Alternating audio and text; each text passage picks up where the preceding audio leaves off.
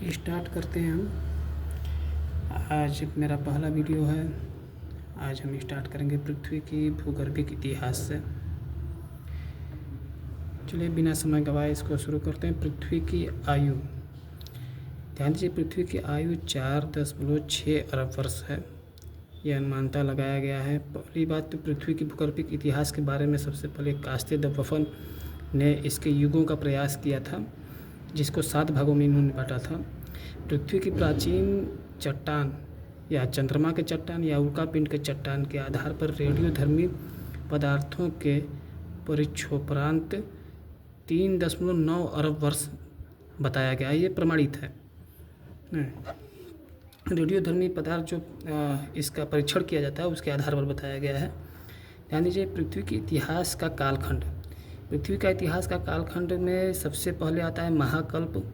महाकल्प को एरा कहा जाता है। पृथ्वी के इतिहास का ये सबसे बड़ा भाग होता है। दूसरा होता है युग, जिसे इपोक भी कहते हैं। महाकल्प का युगों में विभाजन होता है। इसे 4 युगों में बांटते हैं, प्रथम युग, द्वितीय युग, तृतीय युग और चतुर्थ युग में।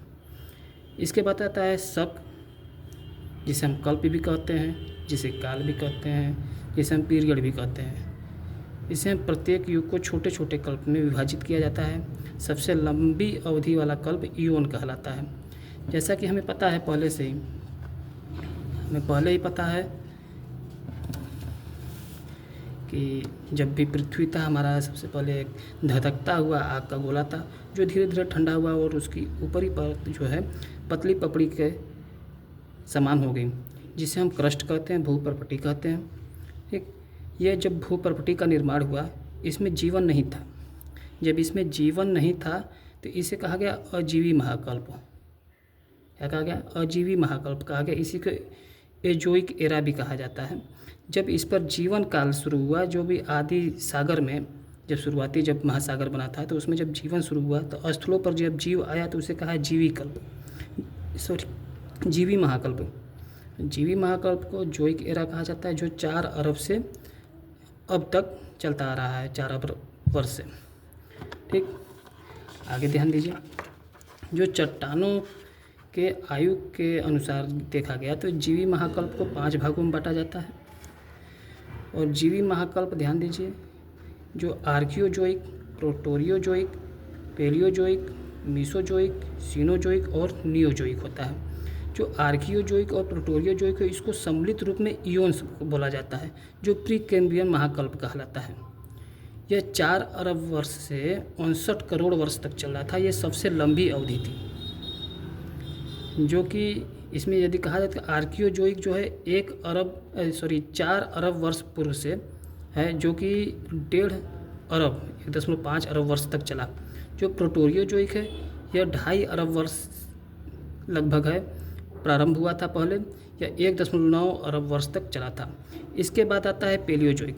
पेलियोजोइक के बाद हम इसको युगों में बांटते हैं, तो पेलियोजोइक को हम प्रथम युग कहते हैं, जो 59 करोड़ वर्ष पूर्व शुरू हुआ था, प्रारंभ हुआ था, जो 34.2 करोड़ वर्ष तक चला था।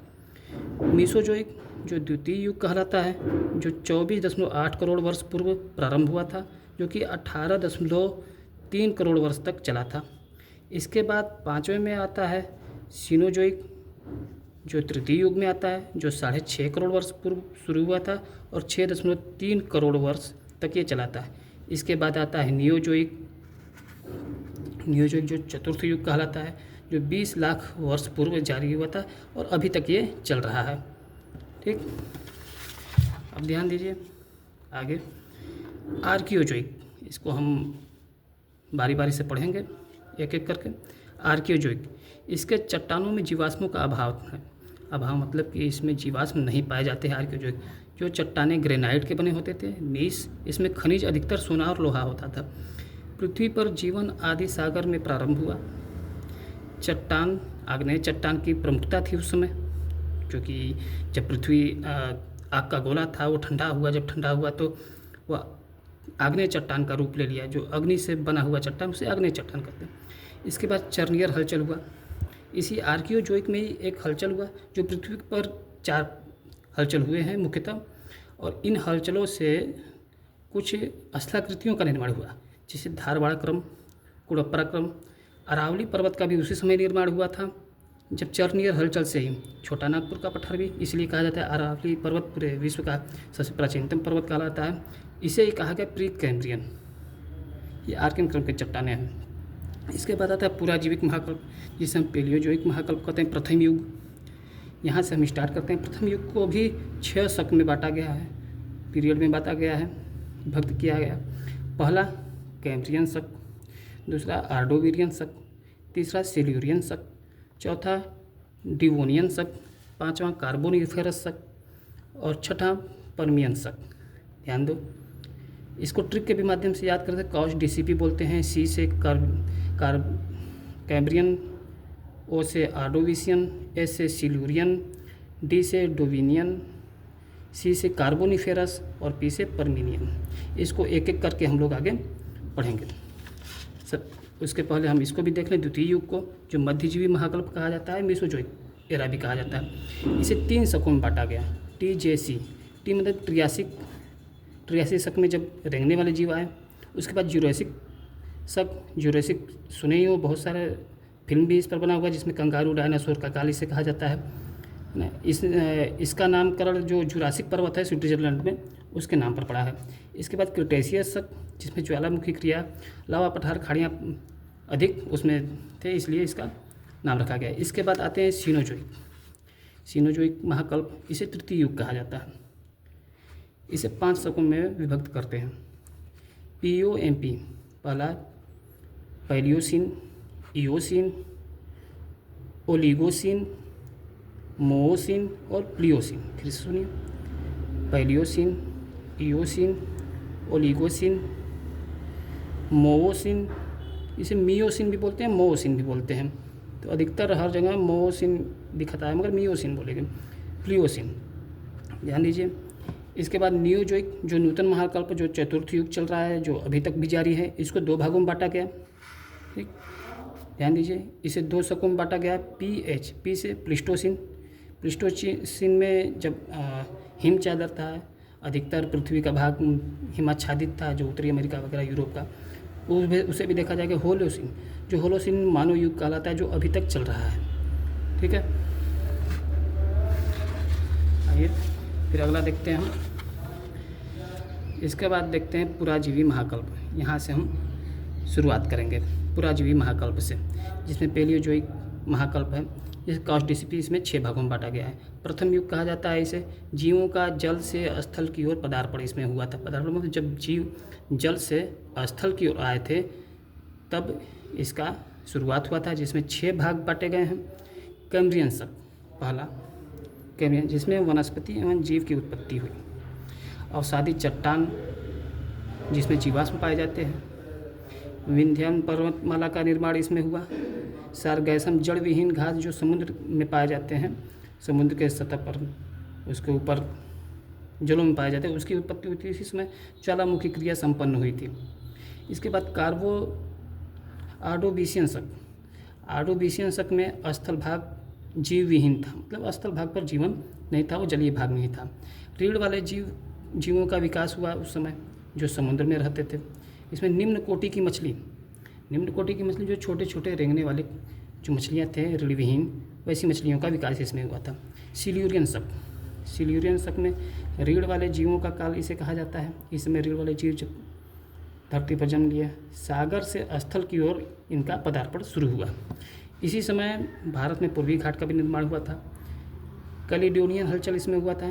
कैलिडोनियन हलचल, ध्यान दीजिए, इससे पहले मैंने बताया था आपको चर्नियर हलचल में अरावली पर्वत, कुड़प्पा, धारवाड़, छोटा नागपुर का पठार निर्मित हुआ था। इसके बाद हुआ था आपका कैलिडोनियन हलचल में अपलेशियन पर्वत, स्कॉटलैंड और स्कैंडिनेवियन पर्वत, उत्तरी अमेरिका और पूर्वी भाग भारत का, ये सारी चीज़ें निर्मित हुआ था। भारत एवं पाकिस्तान तथा म्यांमार में जो मध्य हिमालय सिल्यूरियन चट्टान से बना हुआ है, ये हिमालय के गर्भ में रीढ़ के रूप में आर्कियन क्रम की चट्टान जो बना हुआ है, वो आर्कियोजोइक चट्टान कहलाता है। ठीक, कभी भी पूछ दे कि हिमालय के गर्भ में या फिर हिमालय का रीढ़ किसे कहते हैं, तो आर्कियन क्रम की चट्टानें हैं। अब आइए डिवोनियन शक पर। आते हैं डिवोनियन शक। अब डिवोनियन शक को कहा जाता है मत्स्य युग, एज ऑफ फिश, बड़े बड़े मछलियों का विकास इसमें हुआ। ध्यान दीजिए, ऑर्डोविशियन में रीढ़ वाले जीव पैदा हुए, उसमें निम्न कोटि की मछली पैदा हुए, उस समय निर्माण हुआ इनका। और डिवोनियन शक में मत्स्य युग है, इसमें बड़े बड़े मछलियों का विकास हुआ। प्रमुख जीव इसमें माइट कहलाता है। माइट जो मकड़ी का भी एक छोटा आकार होता है, छोटा कीट होता है मकड़ी के समान। स्पाइडर, ये भी एक मकड़ी होता है, इस मकड़ा भी बोल सकते हैं। पंख विहीन कीड़े इसमें निर्मित हुए। इसके बाद कार्बोनिफेरस शक है।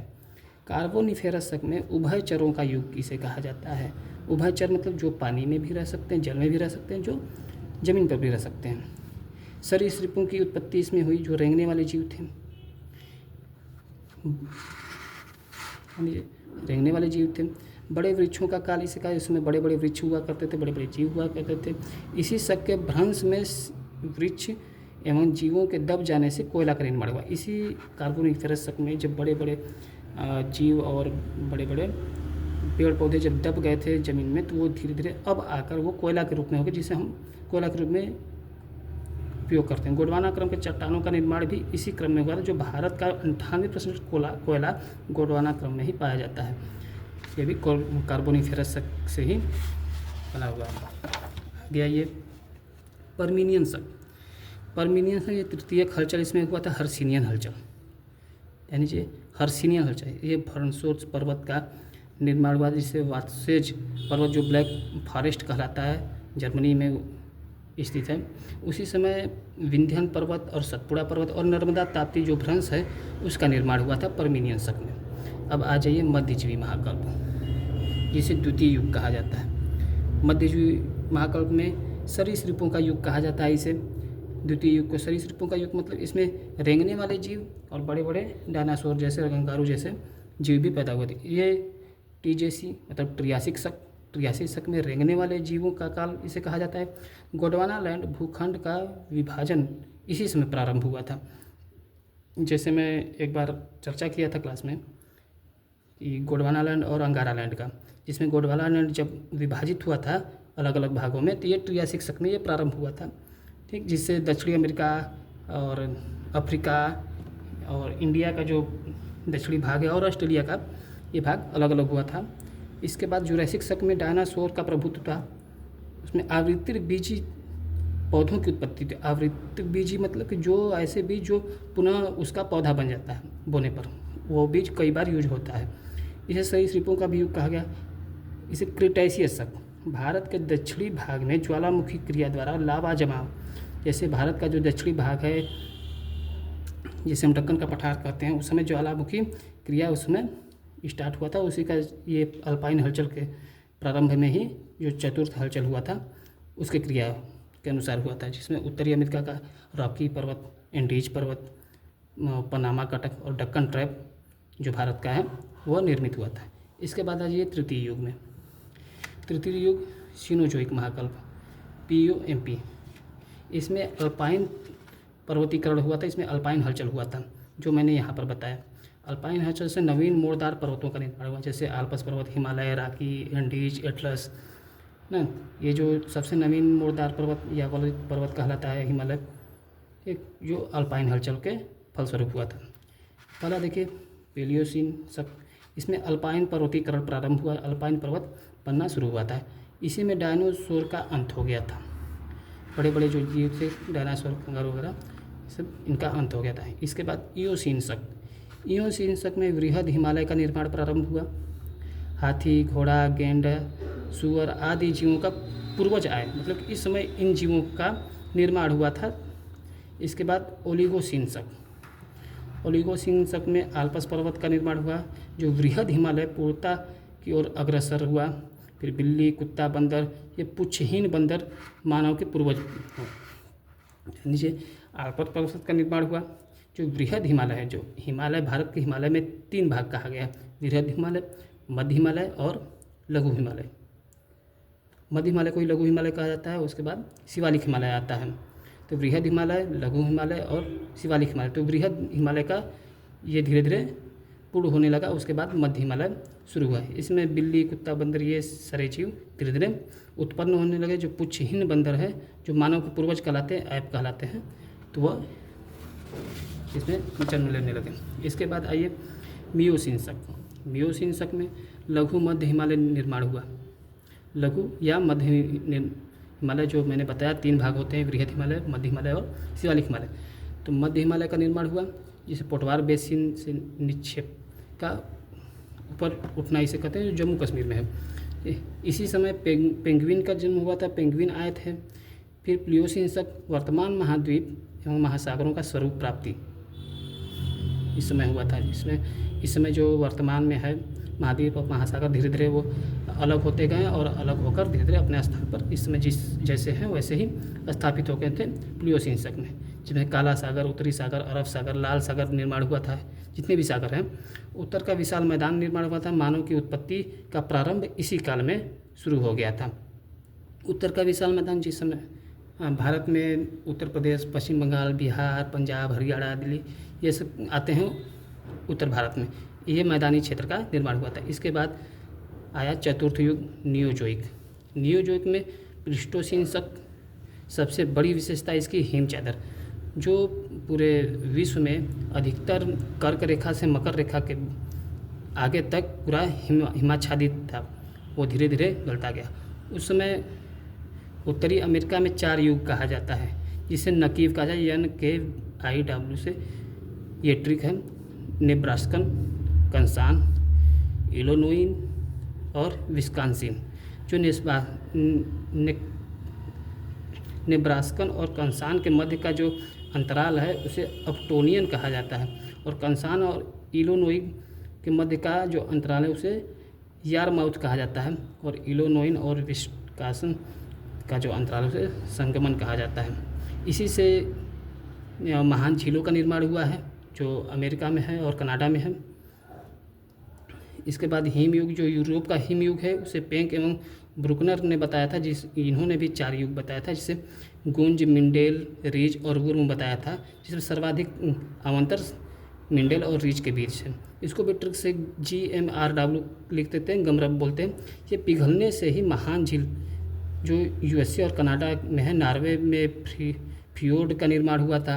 मानव विकास क्रम जारी, इसी में मानव विकास क्रम जारी था, वो हो रहा था धीरे धीरे। अफ्रीका से यूरोप एवं एशिया में जो भी मानव थे, आदि मानव थे, वो गमन करना शुरू कर दिए थे। इसके बाद देखिए होलोसीन शक, ये इसे मानव युग कहा जाता है। इसमें पूर्णता की ओर मानव बढ़ चुके थे, उनका निर्माण हो चुका था। इसमें मरुस्थलों का विकास धीरे धीरे होने लगा, जलवायु परिवर्तन भी होने लगा, ठीक, और मनुष्य पशुपालन व कृषि करना प्रारंभ कर दिए थे। ये अभी तक ये काल जारी है। ये आपका समाप्त हुआ। इसके बाद अगले टॉपिक पर हम किसी अन्य दिन आएंगे, और अच्छा लगा हो तो ये हमारा वीडियो लाइक, सब्सक्राइब और शेयर ज़रूर करें, और बेल आइकन ज़रूर लगाएं, क्योंकि सबसे पहले नोटिफिकेशन आप पर जाए। धन्यवाद।